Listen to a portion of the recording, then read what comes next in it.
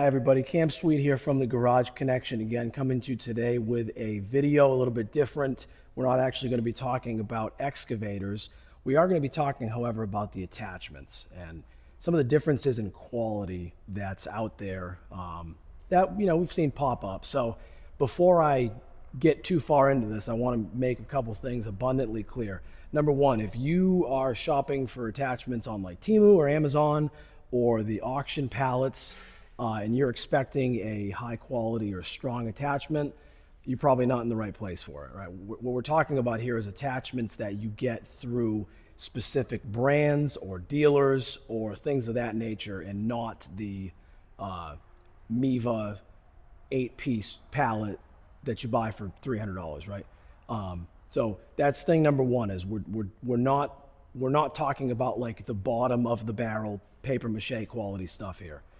The second thing is I don't want to hate on a specific brand versus another brand. I don't want to make this into a big competition about like who's got the best attachments, because the quality will speak for itself once we kind of see the differences between the attachments. So we're going to work our way through a few different ones, from rippers to buckets, augers, the grapples I have behind me, and we'll just see what happens. So let's get started with that. Before we get too far into this video, I wanted to take the opportunity to thank everybody for your support of the Garage Connection YouTube channel and Central Digger Supply as a business.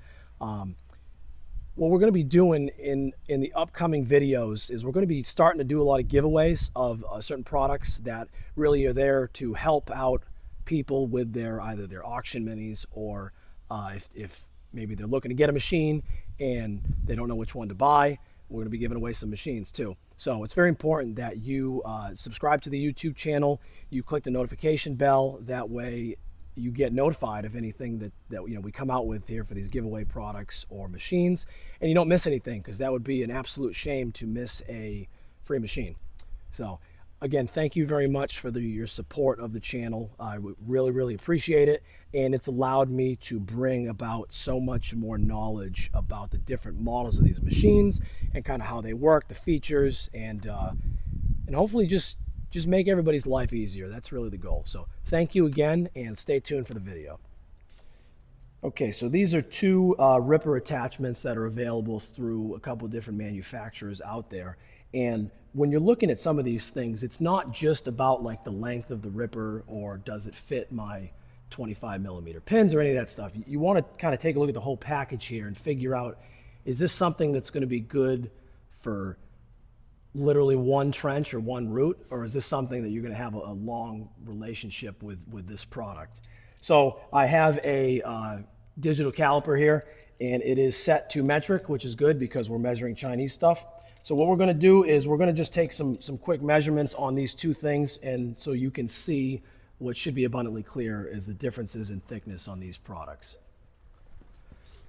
So these two rippers, very apparent, right, that this spine is significantly thinner on this model than it is on this one.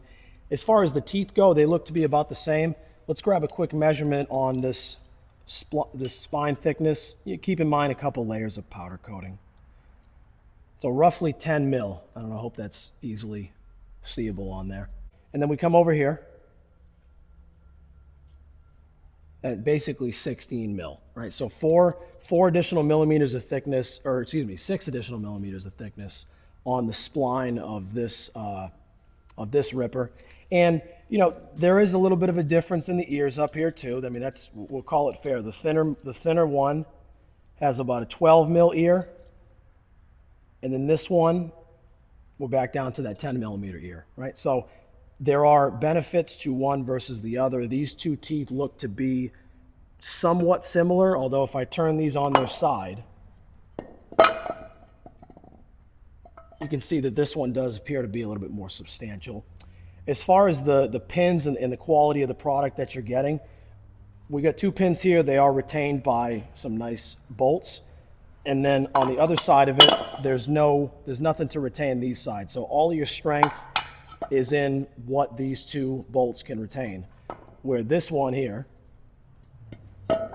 you're retaining them on this side, and it doesn't look like it's This one looks like they kind of just welded it and then hit it with the flap disc and said, screw it. But this looks very intentional, right? We got pins here. They're all machined very nicely.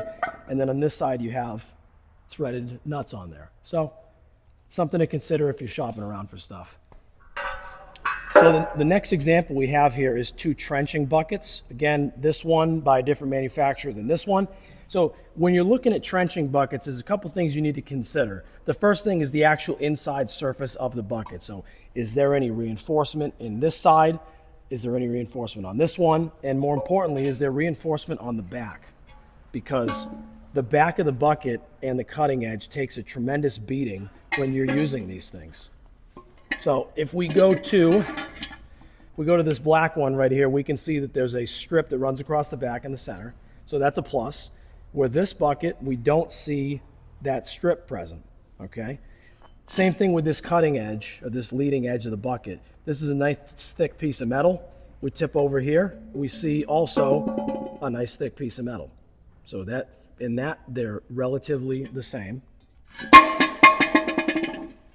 The sides of the bucket, which obviously take a beating too, because these side cutters don't do all the work, so there is a lot of abrasion happening up here.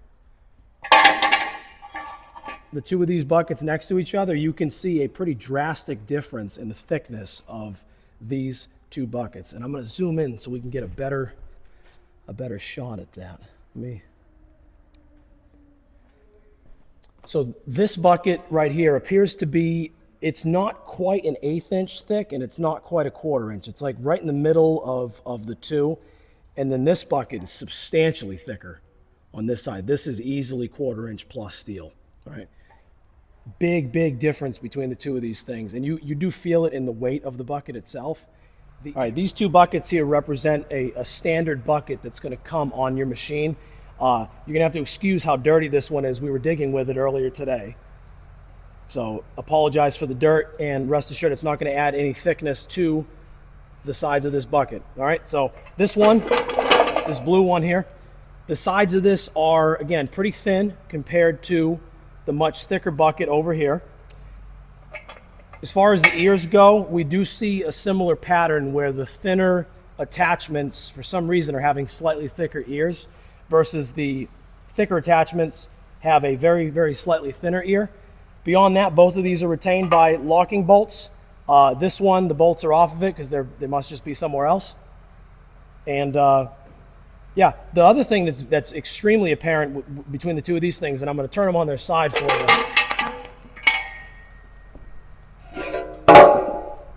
is the size between the top of this and the bottom of the bucket. Just the overall size of the bucket is much different. This bucket is considerably taller compared to this one. Other than that, the side cutters, the teeth, they all appear to be essentially the same thing, just, one's a different color than the other. So on the standard buckets that come on the machine, thicker with thinner ears, thinner with thicker ears.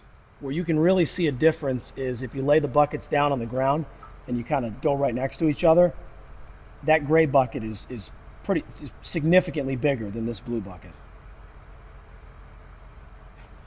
The other thing on the back of the buckets, you notice both of them do have strapping running across the back. They appear to be broadly similar in number and thickness, but these are a little bit thinner, or maybe a little more than a little bit. These are very much wider than this style. Now we come to really the one that I wanted to show you, because the little trenching buckets and stuff like that, they get used, they take a beating, but there seems to be one product that everybody across the spectrum of machines says, I want a blank. And usually it's after a hurricane. They all say, I want a grapple, right? And we got 2 grapples here from competing companies, and I want to show you truly the difference between these 2, all right? Gray grapple and black grapple. These are both advertised as grapple, not, a log grapple, not a rock grapple, they're just the grapples, okay? This gray one, we have like 3/4 inch thick steel running all the way down here, a single piece, and we have 4 sets of teeth on this. We got the single hydraulic cylinder. This back is all one nice piece, and then coming around the bottom of it, that same thickness of steel wrapping all the way around a bunch of different teeth on the bottom. So this grapple, trying to move it by hand is absolutely insane because this is a very heavy duty grapple. Now on this side, this grapple is wider than this one. So you would expect this one to carry a lot more weight, but I feel like this one actually weighs more. Trying to move it around, this one seems a lot more difficult to move around. Maybe it's a little placebo effect, I have no idea. Looking at this grapple, we get a completely different design, all right? This one uses bolt-on, there's a nut on the back side here, bolted on cast, almost like hay spears is really the only thing I can equate them to. And they go completely through the bottom of the grapple, and they have some rather large nuts on this side that are put on there. I don't know about the longevity of these. I haven't broken one. I don't know if people break them. If you do break them, let me know. Put it in the comments and say, yeah, those suck, whatever. And then the top jaw of this grapple it's kind of pieced together from a few different pieces of steel. We got a tube. This is a flat plate run across the front. And then this is a bent section of what looks to be about 1/2 inch thick steel running around the perimeter with teeth welded on it. So this one is much more like a jaw with teeth welded onto it, and this one is more truly like a claw. Would both of these work probably to clean up after a storm or do tree work or whatever? They probably would both work, but seeing the two designs here, I can't see this one lasting for a long time with these cast. I don't know. I think whatever you hit with this, you're transmitting all of that force into the root of that, and it's not braced next to any other one. You know, this, if you hit one of these teeth, they're all connected to one another, and they're all steel. So they might bend, they might deform a little bit, but I don't think they're going to snap. Where this one, any one of these taking a hit, you're taking the entire force of that hit on a single point, and I can't see that one lasting very long. This is the gray grapple. Does come with quick connects with 90-degree fittings on there. That's pretty nice that they put that on there.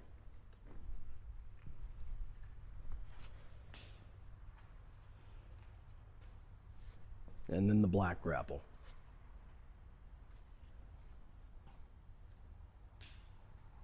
This one's been moved around a little bit, so the scratches in the paint like that, you gotta be realistic with us.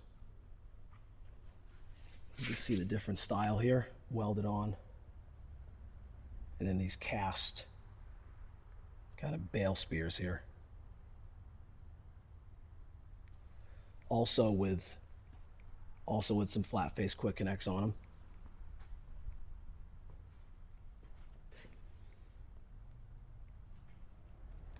So I hope that this helped you out if you were either on the fence about buying attachments at an auction or buying attachments when you buy a machine, however you choose to get your machine. But at the end of the day, it's your money. You do what you want with it. All I'm trying to do is kind of make a point here of like, not all things are created equal. And then more importantly, if you reach out to a dealer or a reseller or somebody that has a quality product, like example, right? Quality product. Very nice grapple. If you reach out to somebody that has a very nice grapple and they tell you a price and you're like, well, hell, I can get one for $500 less at the auction. You probably can get one for $500 less at the auction. Is it worth it? Are you just inheriting $500 more problems with aggravation or whatnot? So keep that in mind when you're shopping around. I mean, this is, if you want to buy off Temu and you're happy with that, fantastic. Buy off Temu. I hope that you have a very positive experience with your attachments. But if you're looking for something to do more than just one or two projects with, and you want to have something that you know is going to last and it's going to be there when you need it, when you got to dig a trench and you hit the root or you hit the rock, you're not bending smaller, thinner buckets or whatever. I don't know. I hope that makes sense and I'm not just like rambling for the sake of rambling. So for now, that's going to do it. Cam Sweet from the Garage Connection. Thank you for watching.